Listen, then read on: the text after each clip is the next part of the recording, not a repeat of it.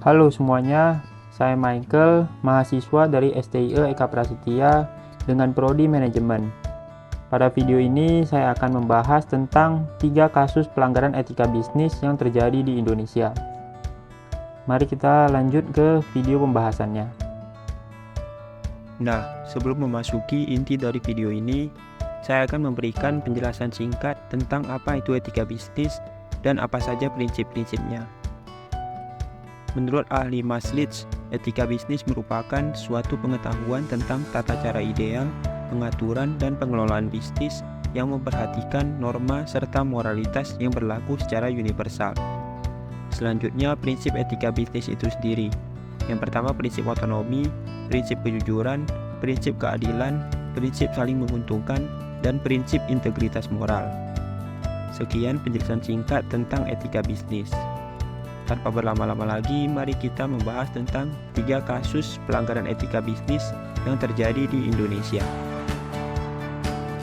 Untuk kasus yang pertama, yaitu pelanggaran etika bisnis yang dilakukan melalui akun media sosial resmi milik Hollywings yang menyinggung tentang konteks SARA. Tepatnya pada tanggal 23 Juni 2022, akun Instagram resmi milik Hollywings mengunggah promosi minuman keras yang ditujukan secara gratis kepada calon konsumen yang bernama Muhammad dan Maria.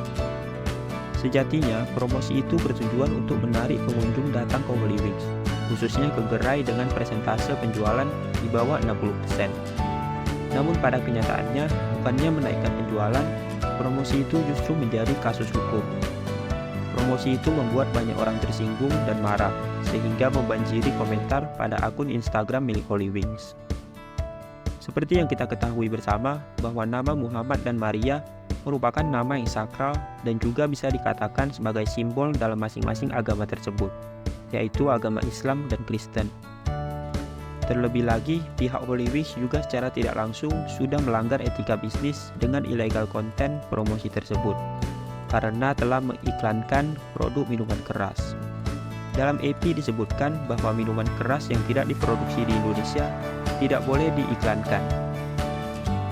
Buntut dari kasus ini, Polres Metro Jakarta Selatan menetapkan 6 tersangka, termasuk Direktur Kreatif Hollywings berinisial EJD, pria berusia 27 tahun yang berperan sebagai pengawas di 4 divisi.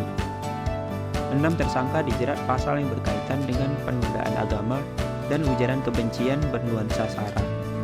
Ancaman hukumannya cukup berat dan bisa mencapai 10 tahun penjara. Tak cuma itu, pemerintah Provinsi DKI Jakarta juga mencabut izin usaha seluruh gerai Hollywings.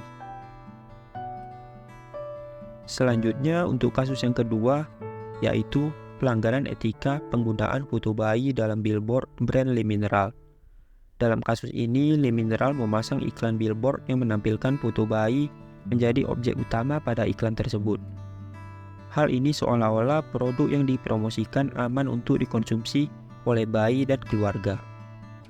Terlihat jelas bahwa Le Mineral melanggar aturan etika pada periklanan. Berdasarkan etika pariwara Indonesia, iklan ini telah melanggar EP bab 3 A.3.1.5 yang menyebutkan anak berusia di bawah 5 tahun tidak boleh mengiklankan suatu produk tanpa pendampingan orang tua.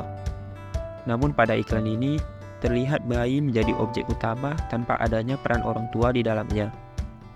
Hal ini ada ketidaksesuaian dengan aturan yang berlaku. Hal-hal kecil seperti ini terkadang dianggap sepele bagi suatu perusahaan, namun masyarakat tetap memperhatikannya. Pelanggaran ini menjadi perhatian penting karena menimbulkan kontroversi dan potensi merugikan baik bagi perusahaan itu sendiri maupun bagi masyarakat. Dalam konteks konsumen, informasi yang tidak sesuai atau menyimpang dari standar kebenaran dapat menyesatkan dan menimbulkan persepsi yang salah terhadap produk yang diiklankan. Lebih dari itu, pada iklan Le Mineral, pernyataan bahwa produknya aman untuk dikonsumsi oleh bayi dan keluarga tanpa adanya pendampingan orang tua dapat menyesatkan masyarakat dalam memahami produk tersebut. Dampak dari pelanggaran etika periklanan pada iklan Le Mineral mencakup aspek hukum, reputasi perusahaan, serta dampak sosial dan konsumerisme.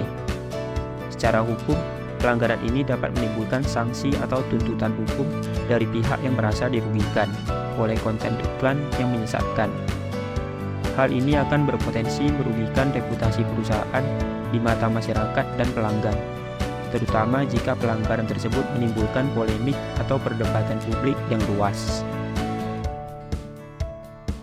Dan kasus yang terakhir adalah kasus pelanggaran etika bisnis pada Albotil oleh perusahaan PT Pharos.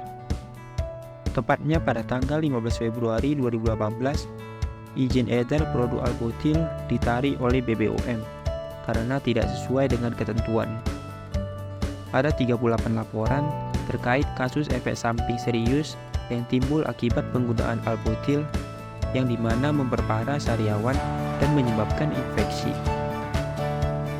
Albotil yang beredar di pasaran saat ini mengandung zat bernama polikresulen dengan konsentrat 36%.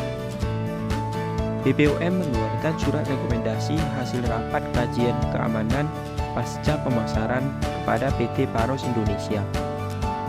Surat tersebut merekomendasikan kepada PT Pharos untuk menarik satu di antara produknya dari pasaran, yaitu Albotil.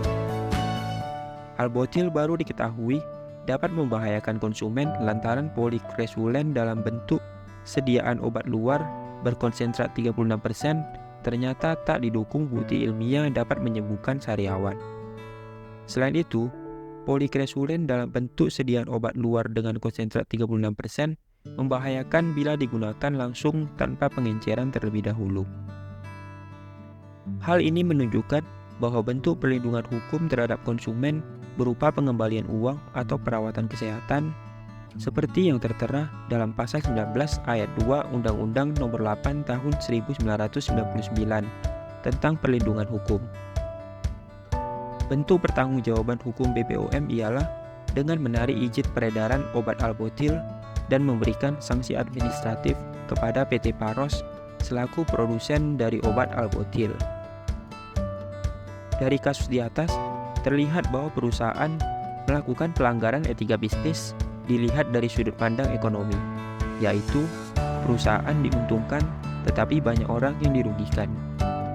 Serta perusahaan tidak memenuhi prinsip dari etika bisnis itu sendiri, yaitu prinsip kejujuran. Juga perusahaan tidak terbuka dan tidak memenuhi syarat-syarat bisnis serta mengesampingkan aspek kesehatan konsumen dan membiarkan penggunaan zat berbahaya dalam produknya. Sekian video pembahasan tentang 3 pelanggaran etika bisnis yang terjadi di Indonesia. Semoga video ini dapat bermanfaat. Terima kasih.